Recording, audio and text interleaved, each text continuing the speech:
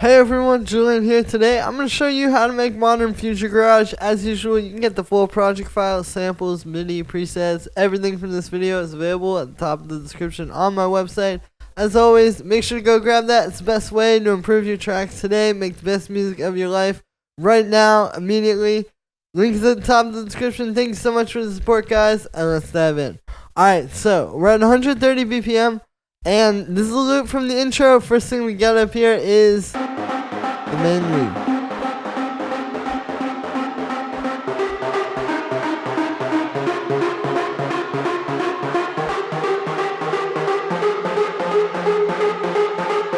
Now, this lead is one of those where it is a very cool synth. It's a lot more based on the MIDI than it is the actual patch. The actual patch is pretty simple, it's really just a saw wave and a square wave, some noise unison, an envelope, which will go nicely with that, just a little bit of like distortion and chorus or vibrato and reverb to give it texture. It's really more about the notes. Now, what's happening here is these are basically these dyads, these 2-note chords, where we're making the arpeggio a polyrhythm using those chords. So for example, we're in the key of G sharp major, or at least that's what we're starting on. See, that's just major third and root note. And it sounds especially nice when you put it up an octave, right? And also, so then we're going down, to this F minor, but we're keeping the top note. So it's kind of like this interplay between these bottom notes, which kind of obviously tell the chords.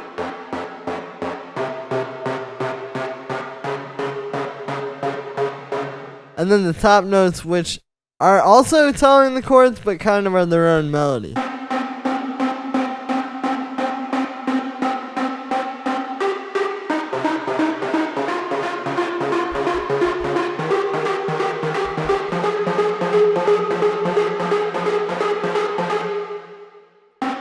Now, the other thing about this is the progression is sprawling. It's not just like a short progression. You start down here, and that kind of has its own feeling, but then once you get here, all of a sudden,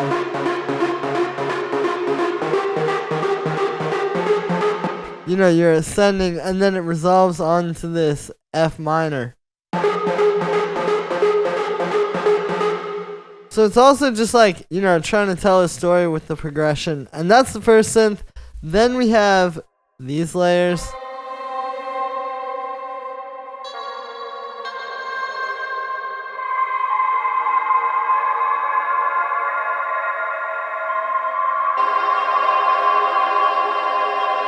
So these are kind of like the background ambience, right? Like if I play that,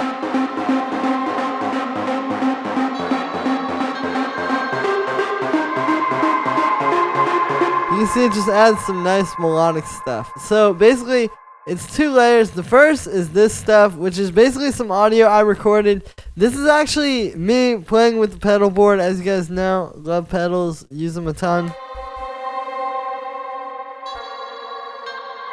And so these are these recordings I had done, a few different of them.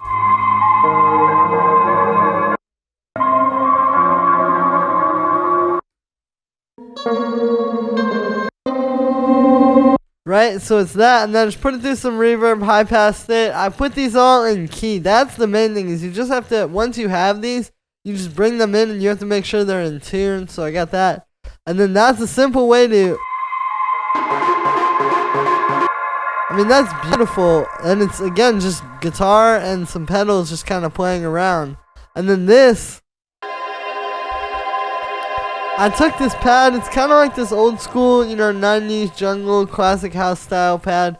I put it into the granulator so you get this cool morphing pad. And that just hits at the end. It's got some reverb. It goes really well with the resolution of that progression. Right, so those two kind of work together. And then we have the bass line.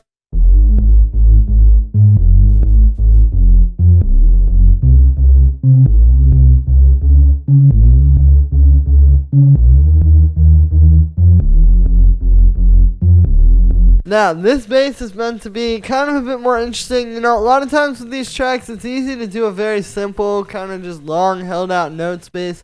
But this bass line, you can hear, really has a lot of groove, and especially when you put it together with the drums.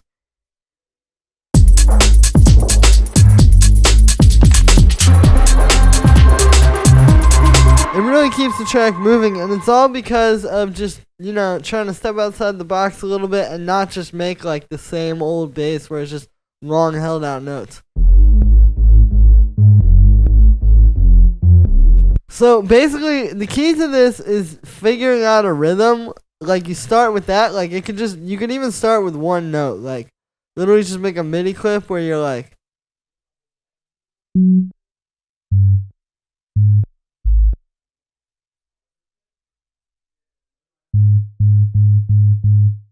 you know, do something like that.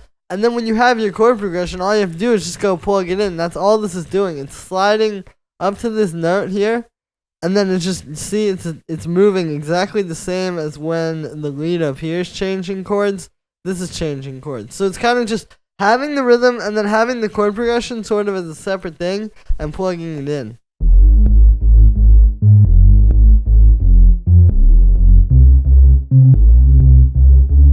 And again, you get this just more unique bass that's working with the drums to create a rhythm and isn't just the same old kind of lazy thing. So for this, we got two layers. So there's the sub and then a re-space. For the sub, it's made with operator, just sine wave with a bit of FM from another sine wave. That's how you really get that, like,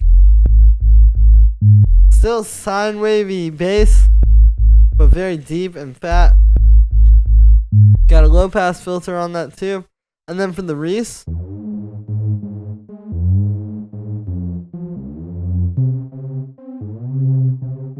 you can see it's just two saw waves, detuned a bit, unison, low pass filter, high pass to make it fit with the sub. Just makes that cut through a bit more.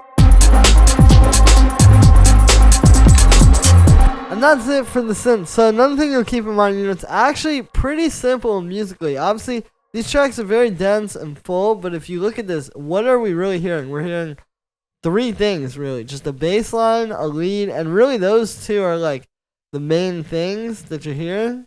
And as you can see, a lot's happening from those. And then we have, like, you know, really just some ambience, and that's it. You actually don't need as much stuff as you probably think you do for this style. So then we have kind of our main drum groove.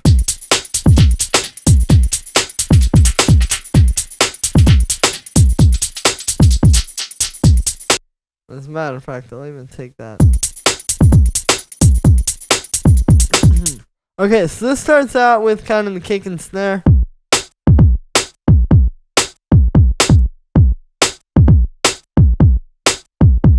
I'm treating those as one because really the groove, a lot of what you're getting from that, it's not as much about all the background percussion as you think. It really is like what these two are doing together. You can see these are just simple drums, no processing really. The snare, it's just, you can hear a really good groove. And also the sounds work well together. Like, you have to try a few different kicks and a few different snares and really try to get like that two that will just work together. And with the right groove, it'll all fit. Now for the snare, I made this using, I actually took a breakbeat, right? And I just took that snare. You can use the envelope on here. And it's a great way to create these really nice rim shots. Then we got these hi-hats. So it's a little bit of that, the tambourine from the Think Break, chopped up. You can see I made it really short with the sustain.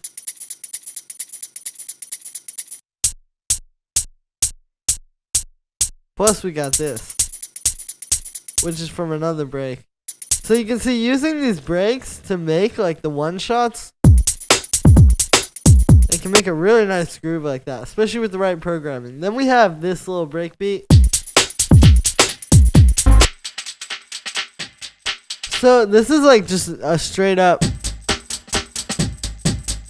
nice, like kind of cool break chop. What's happening here is I put it on this beats warp mode. And you can see if you put it on transients and set this arrow like this can work as a transient shaper. So you can see it tightens it up. We pitched it down, and it's just this little background thing. And then there's an auto filter on it with an LFO. So again, like with the main groove, you can see it just fits underneath that.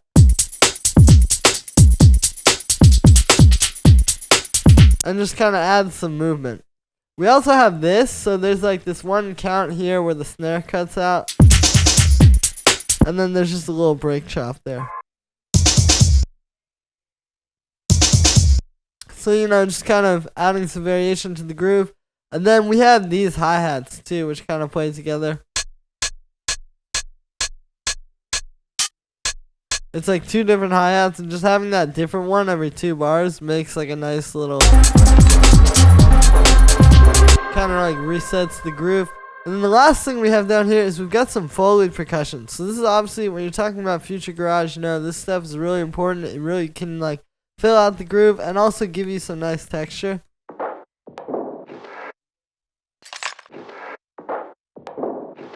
So you can hear, when you play it on its own, you can hear a rhythm in there. Obviously it can tend to sound a bit random, but I'll play it with the rest of the drums.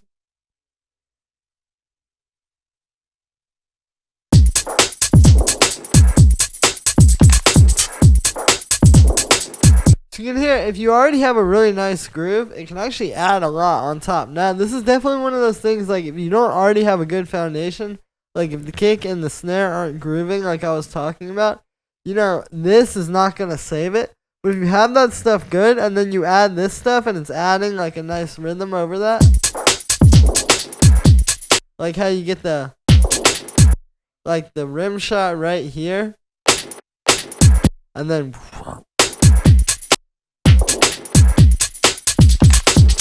it can add a lot to your beat and really bring it to life. So all this is just these different little like hits. You can see if you pitch them, you can get like multiple hits out of one of them. This is just like a...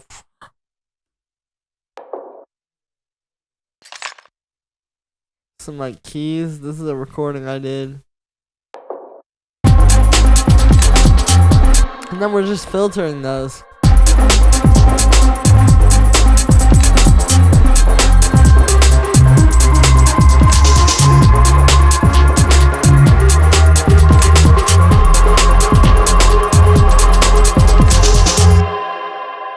So that's gonna be it for this one, guys. I hope you enjoyed. As always, make sure to like this video as well as subscribe, and let me know what you think of this video in the comments. Like I said in the beginning, you can get this full project file, samples, MIDI, presets for this heavenly little track. It's all available at the top of the description on my website. Definitely go grab this.